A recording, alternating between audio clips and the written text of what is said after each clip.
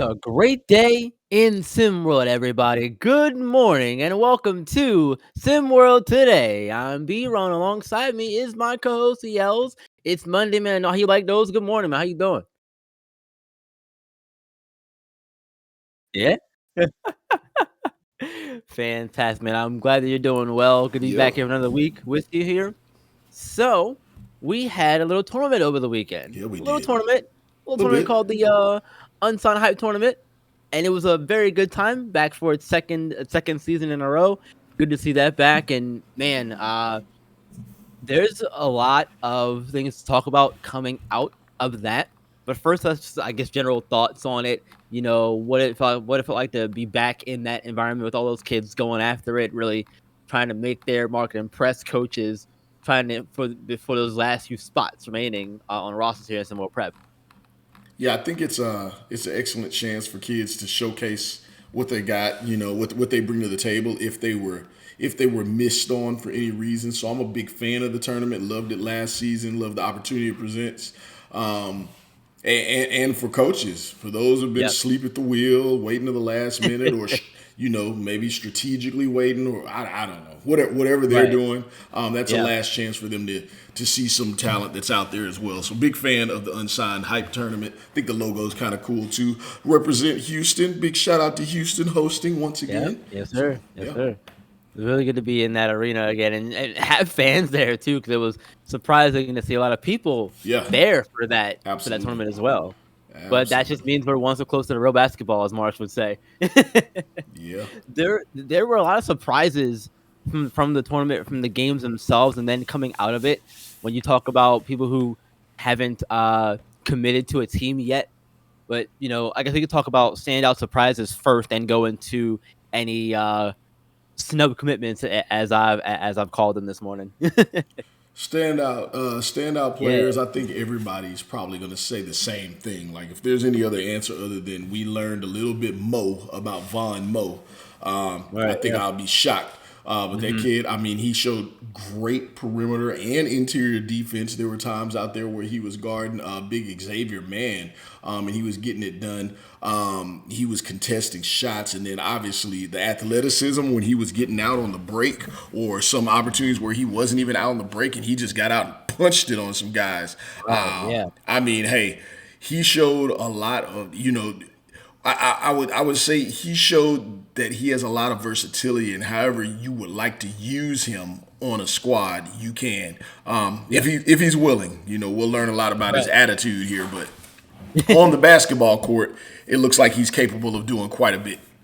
Yeah. Exactly. Exactly. I also want to give a shout out to Bon De Thunda, the lowest ranked recruit in the Unsigned tournament. Came in at number 37 in that Midwest region out of Indiana. Most of these players are in the top. We're in the top like five, top 10 in their respective regions. So see a kid who ranked number 37 come out and play with them, and I think he did pretty well in what we saw of him. Didn't light the world on fire or anything, but I think that he did well for the talent he was surrounded with. If that makes sense. Absolutely, and I think he actually helped his stock quite a bit. I think I'm hearing that he came in a little higher. I haven't had a chance to look, but I think he helped his recruit ranking a little bit with that tournament. So interested to see where he lands now. Yeah, exactly, exactly. And again, coming out of the National tournament, we're gonna have a discussion later about commitments. But players who haven't committed yet, despite their play from the Unsigned tournament, I think the big one for me, for probably both of us, is still Jarrell Bocamp. Still hasn't committed yet, to my knowledge. He hasn't anyway. Unless I missed something. He hasn't committed anywhere yet. Maybe, So maybe he's just to not a fan. Maybe he just doesn't want to join some. Maybe he doesn't want to be a yeah, part of the top prep league in all of basketball. Maybe he it could be thinks that he too. already has proven whatever else, whatever it is that he has. Man, I don't know. Why is he not on? Why is he not on the squad? I'm terribly bothered that he's not on Rocky Mountain Monster. I looked forward to seeing him. I anticipated it since the very beginning of the Yeah, offseason. I anticipated him running side by side with Justin Bell and what that would look like and how much fun that'd be for the league. But Dane hey, Davis, Lucas Tanks, all of them. Yeah.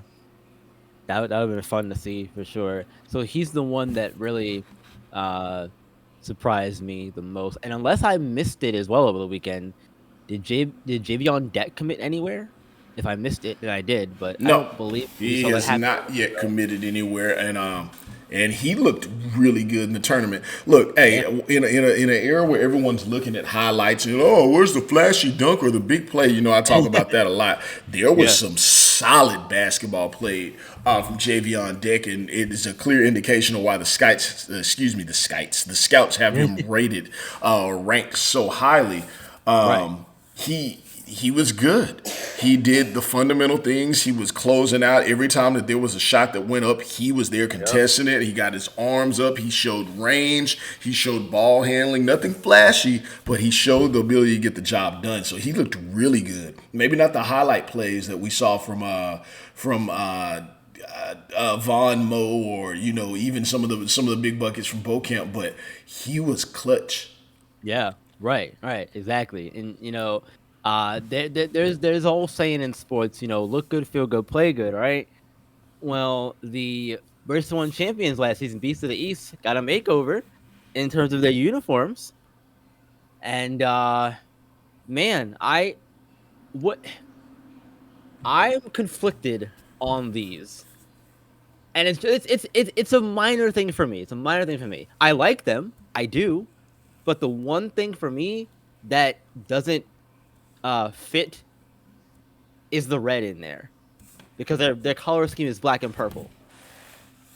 So like don't know where the red comes into play there. Like it's probably like blood from them fighting or whatever, but like it doesn't fit personally. I like the uniforms though. That's a minor nitpick on my end. So I'm deeply into the fashions. I'm really big time into the fashions. I hate them. You I really don't love like them, man. I don't like them at all. I agree with you on the red, and red is my favorite color, but I don't see the place on this team. I don't see the place on this jersey. I don't see the placement of the red on the color scheme. I get it. Maybe it's blood. I hear you. I don't like Yeah. the dinosaur. I think it's corny. I preferably would have liked to see some gold for champions. And I think, I'll make my pitch to SimWorld that all champions get an alternate jersey to have some kind of gold in it. So I may have a little sway, so I may say something to SimWorld Prep there, but I don't Okay. like them. I don't like them at all. They look kind of. They're not intimidating. Their jerseys from last season look like they were coming for war. This one looks like they're coming to play some kind of Jurassic Park video game. Not a fan. Big fan of the team. Not a fan of these jerseys. Yeah, the jerseys last season I think uh fit better. Now I don't know if we'll see those jerseys from last season return at any point. But these are what they'll be. I'm assuming will be wearing these all season. These are their new home and away jerseys. But maybe we'll get like a throwback day where we see the other ones at some point. I don't know, man. But just everybody else seems, from what I've sort of seen when they broke this morning, everybody else seems to like them so far. So it's good for us to kind of be the other guys on the side and say, hey, we're not really feeling these this morning. Yeah, as my mom used to always say, if you like it, I love it. And I used to always disagree with that statement, and I still do. If y'all like it, good for you. Yeah, not everything can be for everyone, man, and it's okay. It's okay, right? And because I know somebody's gonna say something about it. Why you hating or whatever? Like, I'm not hating. Yeah. That's just A difference of opinions always hating, yeah. B-Ron. Look, A man. difference of opinion. And a lot of people have a lot of opinions about these kids and their potential here Yeah. in SimWorld Prep, right? And I brought it up the other day. If the numbers are that people look staring at the numbers, if the numbers are on point, look at my numbers. Forget the percentages you're shooting. If you're scoring 20 points a game but on 30%, no one notices that Jordan Poole is an inefficient scorer and not. There's a Who cares? reason he That's shouldn't 20 be a points, right? starter, right? But then if you're not getting those numbers, look at my potential, my potential, my potential. Well, that's what everyone's looking at this level. Yeah. If they're any Yeah. kind of scout, any kind of college scout, any kind of prep level coach that really cares about developing, and the NBA scouts that are looking right now, believe it or not, They are looking at potential. So, B-Ron, what are your thoughts on the word potential at this level and how it's kind of thrown around in SimWorld Prep? So I think the potential is at this level. Uh, it's it's a double-edged sword, and I think that also works its way up through the other levels too, through college and pro, because you hear that word all throughout sports, although it's one of the whole time in sports. Somebody could say, believe it or not, yells, there are people out there who would say that LeBron James didn't live up to his potential. I think they're wrong. I think they're entirely wrong, but those people do exist. Y'all crazy. But anyway, for example, let's look at a kid like Reza Red. He came into last season with a lot of hype, a lot of buzz around him. Big kid, body wise, height wise, at this level. We expected him to do a lot. I think the potential came in through the roof, and he didn't end up being utilized that well within the last season. So his potential is there. It's great, but we haven't seen him be used properly yet. Hopefully he can start to come into that potential this coming season, and we can start to see him take that next step. And as he, gets more comfortable in his body, that kind of thing, perhaps maybe we'll see a lot of that. But potential is, I think it's also it's a scary word too, just because again, if you live up to it or you don't, that's always a matter of opinion. But I I'm Look, rambling. What are your potential thoughts? potential at this level is key. So that's again, I feel like that's what everyone's looking at is potential.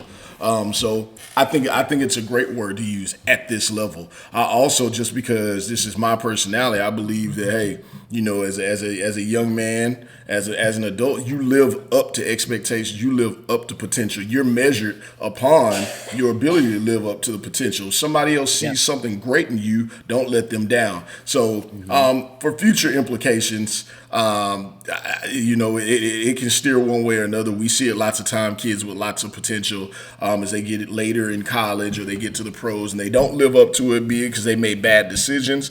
And yeah, not to get on a Monday soapbox, but whatever, I'm a firm believer of anything that encompasses people not living up to their potential, men, women, kids, myself included. It's all a matter of decisions anyway. That means you chose something else over living up to that potential. Because if someone else saw it, it's there. So I don't know. These kids are gonna do fine. A lot of them Yep. have great potential. Some of them have more than others, but you max out where you can, man. That's what you do. Everybody has a different cup. You max out where you can. Yeah, right, exactly, and, speaking of cups, man, I got hang here, bear I got this, hang with me, hang with me here, I got this. Need the cups, man.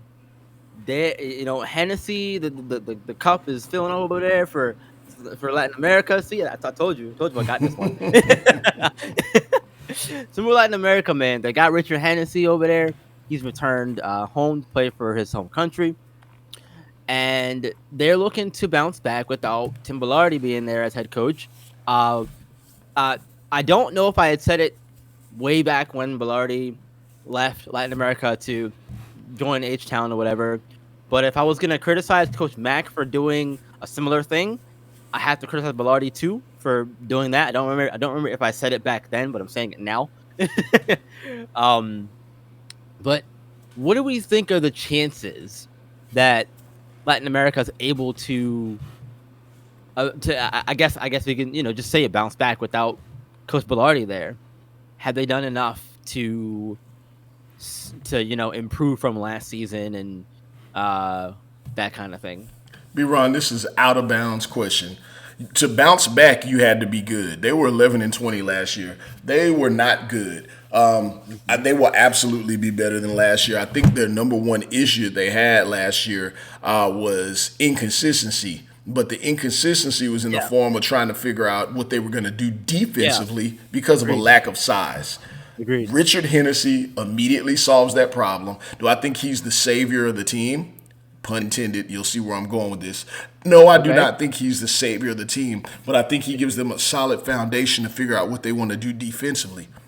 Mhm. Then there's this kid, I don't know much about him, Hans Pierre, 6'11". That's more size that most teams in SimWorld Prep doesn't have. They have Franklin Tyson that they brought in late last season, 6'9". He was a very serviceable post defender. Now everyone falls into place.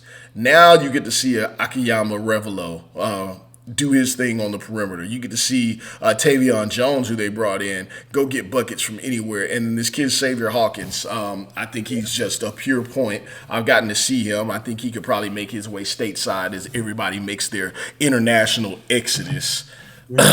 God. But anyway, he's a really good player. And then we saw Cesar Castaneda last season. On the pick and Yeah, yeah. roll, he was almost Turning him. unstoppable. But the problem was they gave up buckets on the other end because they did not have defense at the rim. Now they Mhm. do. So I think they will be leaps and bounds better. Does that mean that they will have a, above 500 record? No. Does it mean they'll be right around 500? Yeah, probably. Does it mean that they'll be better than last season record wise? I absolutely think so. But more importantly, they will compete at a higher level. So you just left too early, Coach Bellardi. Yeah, they're going to bounce back. Matter of fact, they're going to throw some fingers and some words at Coach Bellardi, in my opinion. Yeah. No, no, look, I agree with you there. I think that they're in a good spot. I think they've done a lot to improve. And the talent was there last season, like you said. They just, I think the problem, what besides the things you mentioned, was I think Velarde got there a little bit too late to really kind of have the impact that he was, I guess, hoping to have. By the time he got there, race one was right around the corner. They were trying to make life into scramble, and when you're that deep into a season, you don't have the kind of time you may have like to have had. So I feel like if Velarde would have stayed, Yeah. would have been a better situation. But he Give decided yourself not to. time. It is Give what it yourself is. some time to work it out. Clearly, he didn't. Yeah, I mean, he didn't have time to let the pot cool. And he has a particular kind of. We've noticed that he has a particular kind of style.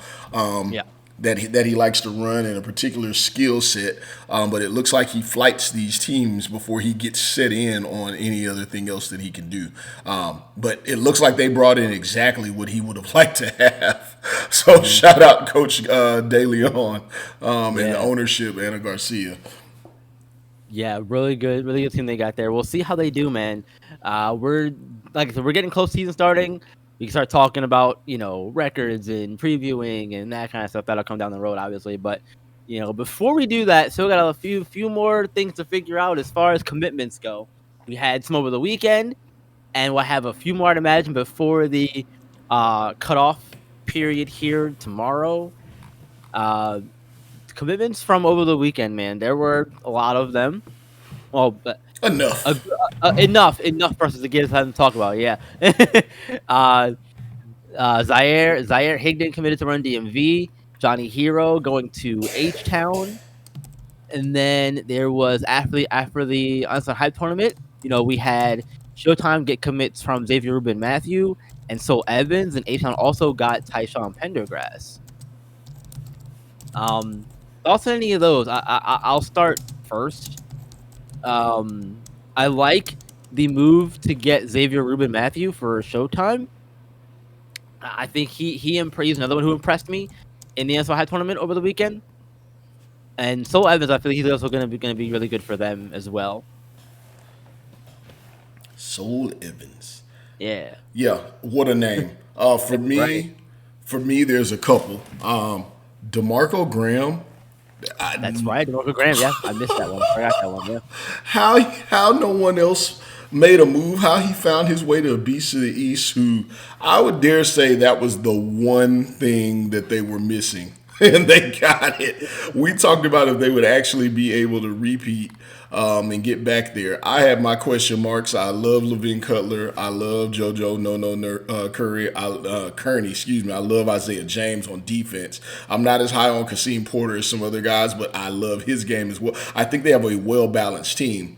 But to give JoJo and Levin a break and then also show some versatility up front, DeMarco Graham was the one thing that they were missing, and I think he puts everybody on the perimeter in their place now. Now, Kasim Porter is scary, in my opinion, when he has options to go to on the inside. Now, Kyrie Brown and Losi Thomas are scary because you can't just load up on Levin Cutler on the inside. Right. Coach Drayton may have them out there at the same time when I'm talking about Cutler and Graham. So that is a scary move. Yeah, He can it actually is. go all offense now instead of relying just on defense at all times. So that was Yep. huge. The other one for me, the other one for me was Johnny Hero. Stealthy move there. We just finished talking about Coach Bellardi, and kind of talking about Coach Bellardi, but Yeah. he went and stole one from the Inadvertently. early career nemesis and Coach Dodge in her hometown Yeah. area, and went and brought in Johnny Hero. So I Wow. think that Yeah, was a big Boston all the time way to move. Texas, man. Yeah. So, That'll be a big change of scenery for that young man. I can absolutely. imagine. Yeah. All right, man. Look, pleasure is always joining you or having you join me, whatever. Us being here working together on the Monday on SimWorld today.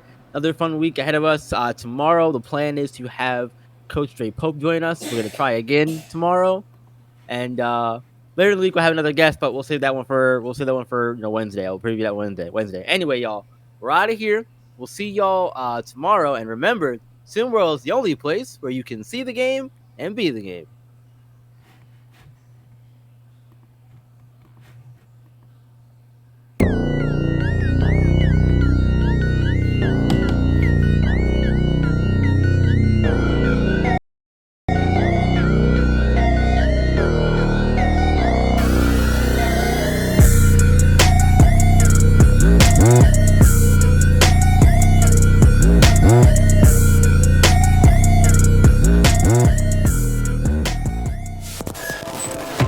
This has been a presentation of SimWorld Sports.